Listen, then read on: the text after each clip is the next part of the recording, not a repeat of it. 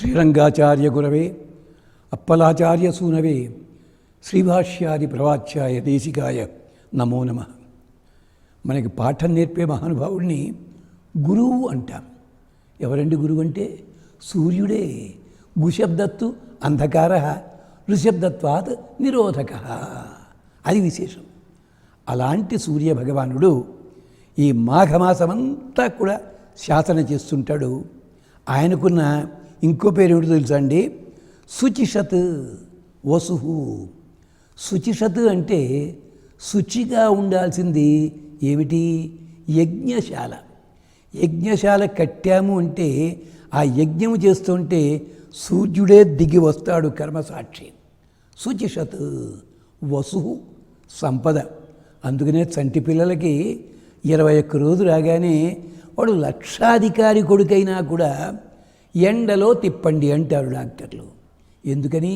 వాడు అద్భుతంగా మెడిసిన్స్ ఇవ్వచ్చుగాక. సూర్యకిరణాలు సోకినప్పుడు ఆ పిల్లలకి తేజస్సు వస్తుంది, బలం వస్తుంది. ఇంతుంది అంటే ఏమిటనమాట? వసువు సంపద. అలాంటి కాంతితోటి ఎదుగుతారు. చెట్లు చూడండి, ఇంట్లో తులసి చెట్టు ఉందా? వారం రోజులు ఊళ్ళో లేరు, నీళ్లు పోయిలే వాళ్ళును. అయ్యిందా? వచ్చేసరికి వాడిపోయింది. చూడండి మీరు పొద్దున్నే ఒక్క గ్లాసు నీళ్ళ పోసి కొమ్మవే చూడండి, అంతవరకు ముడుచుకుని ఉంటుంది. ఆ చిన్న ఇది టక్కన లేదు. ఎక్కడుందండి ఇది?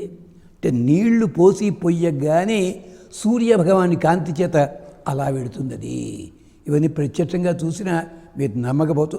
అందుకని వసుహు సంపదలన్నీ ఇచ్చేవాడు.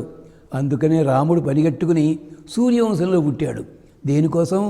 రంగనాథుడిగా ఇక్ష్వాకు వచ్చి అలాంటి వాళ్ళ ఇంట్లో నేను పుట్టకపోతే ఎలాగా వచ్చాడు రాముడు.